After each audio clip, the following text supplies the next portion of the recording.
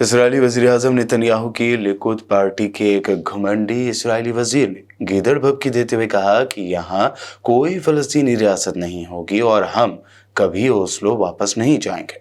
किसी भी फ़लस्तीनी रियासत का वजूद यहूदियों की सलामती को खतरे में डाल देगा। इसराइली टेलीकॉम मिनिस्टर श्लोमो कारहें ने अपने एक्स अकाउंट पर इसराइल की हिमायत में बाइडन के मौक़िफ़ की तारीफ भी की और ये भी कहा कि हम रियासत-ए मुत्तहिदा अमेरिका के सदर का एहतराम करते हैं और उनकी कदर करते हैं, जिन्होंने इंतहाई तारीख और मुश्किल तरीन हालात में इसराइल की हिमायत की। ये एक सच्ची दोस्ती है। उन्होंने बाइडन का एक इक़्तिबास याद किया जिसमें उन्होंने जोर दिया कि यहूदी लोगों की सलामती खतरे में है। फ़लस्तीनी रियासत इस सलामती को खतरे में डाल रही है।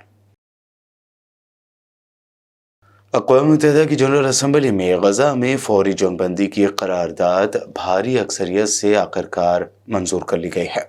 आलमी इदारे की जनरल असम्बली के 193 रुकन कंट्रीज़ में से 153 ममालिक ने इस करारदाद के हक़ में, जबकि 10 ममालिक ने मुखालिफत में वोट दिया। 23 ममालिक वोटिंग के अमल से गैर हाजिर रहे।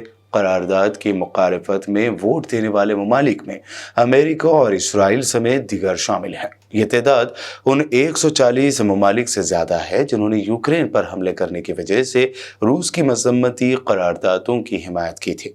अक़वाम मुत्तहिदा की जनरल असम्बली में ये वोटिंग आलमी अमन व सलामती की जिम्मेदार सलामती कौंसिल की बार बार नाकामी के बाद हुई है। Result of the vote is as follows: 153 in favor, 10 against, 23 abstentions. Draft Resolution A/ES10/L27 has been adopted.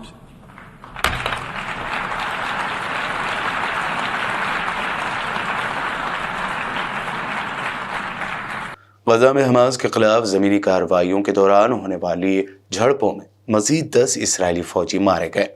इनके अलावा होस्टेज बनाए गए 2 इसराइली फ़ौजियों की लाशें भी बरामद हुई हैं।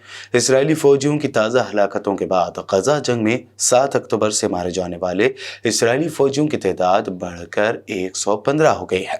इसराइली मीडिया के मुताबिक गजा में ग्राउंड आर्मी के एक ऑपरेशन में हमास से झड़प में 2 फौजी मारे गए, जबकि 7 अक्टूबर को यरगमाल बनाए गए 2 फौजियों की लाशें भी मिली हैं। जिन यरगमाली फौजियों की लाशें मिली हैं उनमें से एक की शिनाख्त ज़ियो दाऊद के नाम से हुई है, जिसके बारे में इसराइली फौज ने ही दावा किया था कि वह हमास के हमले में 7 अक्टूबर को ही मारा गया था।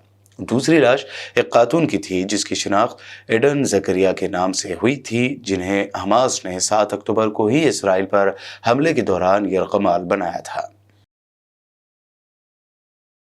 हमास की अल-कुद्स ब्रिगेड के तर्जुमान अबू हमजा ने किसी भी सूरत हथियार नहीं डालने का ऐलान किया है। तफसीलात के मुताबिक हमास की अल-कुद्स ब्रिगेड के तर्जुमान अबू हमजा ने एक वीडियो बयान जारी करते हुए इसराइल और दुनिया पर वाज़ेह कर दिया कि वो किसी सूरत हथियार नहीं डालेंगे।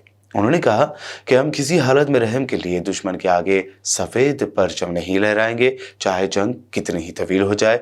हम अपनी ज़मीन के तहफ़्फ़ुज़ के लिए हर कुर्बानी देने को तैयार हैं, जुल्म को बर्दाश्त करेंगे, लेकिन अपने मकसद से पीछे नहीं हटेंगे। एग्जैक्ट टूर्स एंड ट्रैवल्स हज व उम्रा ग्रुप पेश करते हैं लो बजट और बेहतरीन सहूलतों के साथ उम्रा की सआदत का मौका। हैदराबाद एयरपोर्ट से सऊदी अरब और फिर सऊदी अरब से हैदराबाद लौटने तक मुकम्मल रहनुमाई। मक्का मुकर्रमा और मदीना शरीफ में हरम से खरीद स्टार लग्जरी होटल्स में क़याम, 3 वक्त जायकेदार हैदराबादी खाना, चाय और लॉन्ड्री की सहूलत। मुअल्लिम की रहनुमाई में उम्रा की सआदत वो तमाम मुक़द्दस मकामात की ज़ियारतें। उम्रा पैकेज की तफसीलात और बुकिंग के लिए फौरी रब्त करें। हमारा पता है exact tours and travels, Darussalam bank building, Erragadda main road, Hyderabad.